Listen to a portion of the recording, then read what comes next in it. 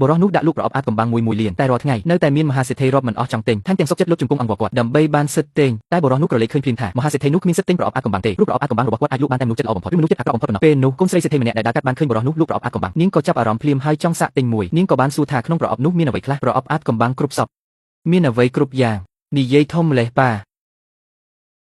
ខ្ញុំទិញមួយបនស្រន់មុនទិញឬក៏មានប្រសិទ្ធភាពអស្ចារ្យពិតមែនឬសង្ឃឹមថាសុខភាពលោកតាអាចប្រសើរឡើងវិញអាអ្នកលក់តូចតាចម្នាក់បែរជាធ្វើឲ្យមនុស្សចាស់នោះងាយម្លេះថែមទាំងភ័យខ្លាចដល់ថ្នាក់លុបជង្គង់ទៀតឬមួយក៏អាអ្នកលក់នោះជាមនុស្សធំមែនបច្ចុប្បន្នបានលក់ប្រអប់អាចកំបាំងទី2994កំពុងបញ្ចូលធម្មពលពិភពលោកនេះដែលគំរាមកំហែងដល់អត្ថិភាពរបស់ខ្ញុំលែងសូវមានទៀតហើយថៅកែនេះជាអ្វីជីម៉ូខ្វះខាត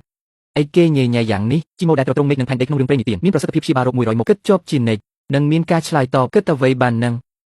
បំណងដែលខ្ញុំទើបតែបន់ស្រន់គឺសង្ឃឹមថាជីតានឹងមានសុខភាពល្អឬមួយថៅកែបើជីតាខ្ញុំបានញ៉ាំវាគាត់អាចជាសះស្បើយបានឬល្អហើយឈានយើងទៅមើលខាងនោះទៅណាចាំបន្តិចប៉ាកូនចង់ទិញមួយទៀតតែមួយគត់ណែប៉ាមិញនេះកូនបានបន់ស្រន់ឲ្យជីតាឆាប់ជាសះស្បើយអញ្ចឹងបំណងទី2សង្ឃឹមថាក្រុមហ៊ុនប៉ានឹងរួចផុតពីវិបត្តិខ្សែធនថៅកែ10កាក់មែនទេប្រអប់អាចកំបាំងទី2 10000ឯណោះឈានយើងមិនខ្វះលុយទេតែយើងក៏មិនអាចឲ្យគេធ្វើបាបយើងដូចមនុស្សល្ងងដែរប៉ាមិនអីទេយើងគ្រាន់តែទិញមួយទៀតទៅឯងនេះណាទិញទៅឥឡូវនេះលក់បានប្រអប់សម្ងាត់ដល់ពូកែទី2995ហើយកំពុងបញ្ចូលធម្មពលកម្លាំងរបស់ខ្ញុំឥឡូវនេះមិនអាចស្មានដឹងបានឡើយសូមអបអរសាទរដែលអ្នកបានខ្លាចជាអ្នកចំនួនប្រអប់សម្ងាត់តម្លៃ250,000ពេលចេញទៅវាកាន់តែខ្លាំងក្លារហូតដល់លក់បាន3000ប្រអប់បំពេញចំនួន3000នេះរបស់មួយដែលហួសពីកាវៀលទាំងមូលហួសពីមានន័យយ៉ាងម៉េច2955ពិន្ទុនឹងអាចទទួលបានភ្លាមមិនដល់3ថ្ងៃផងទៅប្រអប់សម្ងាត់នេះហាក់ដូចជាខ្លាំងជាងមុនទៅទៀតព្រះអើយប្លង់រចនាកុំព្យូទ័រខ្វាន់ចំនេះលោកប៉ាក្រុមហ៊ុនរបស់ប៉ាមិនមែនកំពុងស្វែងរកផលិតផលថ្មីទេអីប៉ាមើលលឿនទៅប្លង់រចនាស្ពើដ៏ទំនើបអីឆ្លាតវៃមិនគួរឲ្យជឿពិបាកជឿណាស់ពិតជាល្អឥតខ្ចោះណាស់លោកប៉ាផែនការនេះមានប្រយោជន៍ទេពិតណាស់ដរាបណាអាចយករបស់នៅលើប្លង់រចនានោះមកបង្កើតកុំព្យូទ័រខ្វាន់ចំបានវាជាកុំព្យូទ័រដែលឈានមុខគេជាងកុំព្យូទ័រចាស់ទៅទៀតរាល់ការលំបាកទាំងអស់របស់ក្រុមហ៊ុនយើងពេលនេះអាចដោះស្រាយបានភ្លាមពិតមែនឬប្លង់នេះពិតជាបានផ្លាស់ប្ដូរយុគសម័យមែនពេលកុំព្យូទ័រខ្វាន់ឆំចេញលក់ក្រុមហ៊ុនយើងនឹងក្លាយជាក្រុមហ៊ុនដ៏អស្ចារ្យបំផុតនៅលើពិភពលោកខ្ញុំបានបន់ស្រង់ពីរយ៉ាងអ្វីដែលចេញពីប្រអប់អាចកំបាំងទី1មិនដឹងថាមានប្រយោជន៍ឬអត់ទេតែទី2ពិតជាធ្វើឲ្យបំណងរបស់ខ្ញុំក្លាយជាការពិតមែនគាត់ជាទេវតាឯងមានសំណាងធម្មតាទេអ្វីដែលចេញមកសុទ្ធតែជារបស់ដែលមានតម្លៃថោកស្អីគេប្លង់មេនេះជាគំរូដែលផ្លាស់ប្ដូរយុគសម័យនោះអីពេលកុំព្យូទ័រខ្វាន់ឆំនេះចាប់ផ្ដើមផលិតតម្លៃទីផ្សារក្រុមហ៊ុនយើងនឹងបំបែកកំណត់ត្រា1លានប្លង់មេនេះជាកំណត់ទ្រព្យដែលរកតម្លៃមិនបាននោះអីពិតឬខ្លាំងខ្លាយគាត់មិនមែនជាតារាសម្ដែងដែលថៅកែជួទេប្រអប់អាចកំបាំងកំសត់មួយអាចបើកបានប្លង់មេដែលមានតម្លៃទីផ្សារ1លាននេះបោកក្មេងអាយុ3ឆ្នាំហើយថៅកែប្រអប់អាចកំបាំងទី3នេះថ្លៃប៉ុន្មាន1លានបើកអីគុំថាឡើយ1លានទូ10លានក៏បើកដែរប៉ានឹងបង់លុយឲ្យកូនមិនអនុញ្ញាតទេលោកម្ចាស់លោកថាប៉ុន្មានខ្ញុំយកប្រអប់ភ្ញាប់ឲ្យទាំងអស់ហ្នឹងមិនថ្លៃដាច់ខាតអ្នកមិនគ្រប់លក្ខណៈទេ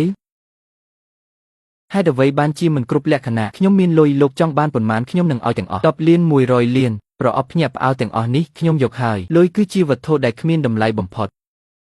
សម្ដីធំម្លេះពួកគេកំពុងសម្ដែងនៅលើ Question មែនទេបើមិនដូច្នេះតើពួកគេហ៊ានកំណត់តម្លៃបែបនេះដោយផ្ដេសផ្ដាសយ៉ាងម៉េចទៅប៉ាខ្ញុំជាអ្នកទិញលោកម្ចាស់លុយខ្ញុំបានផ្ទេរទៅលោកហើយទទួលលុយ1លានយ៉នបានលក់ប្រអប់ភ្ញាប់អាល់អន្តរទី2.9951ឈ្នះ 20000 ភ្លាមគឺអ្នកហើយ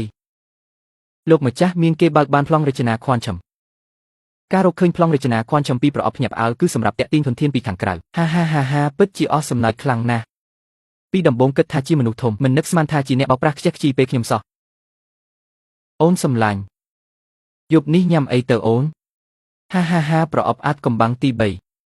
សង្ឃឹមថាឆាប់បានជួបនឹងមនុស្សម្នាក់នោះក្នុងជីវិតខ្ញុំវិជាទេពមង្គលនេះលើកនេះសំណាងល្អណាស់ទិញគម្ពីរអាចកំបាំងនៅតូបតាមផ្លូវក្នុងតម្លៃ1លាននេះ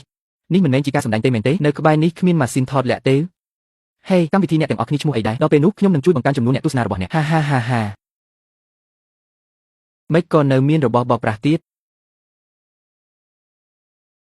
ដង្ហើមមិនប្រក្រតីដ៏ខ្លី3ដងដាក់ធម្មពលទៅក្នុងពោះដានធានស្រមៃឃើញនាគឡើងទៅស្ថានសួគ៌ទាំង9លឿនម្លេះបានហាត់រៀនវិជ្ជាទេពនេះដល់កម្រិតដំបូងហើយទេពក៏សល់ឲ្យហាត់រៀនវិជ្ជាគុណរបស់គាត់ពិតជាខ្លាំងណាស់គាត់ថាគាត់កំពុងហាត់តាមគម្ពីរកញ្ញានេះគួរឲ្យចាប់អារម្មណ៍ណាស់គាត់ជាគេមែន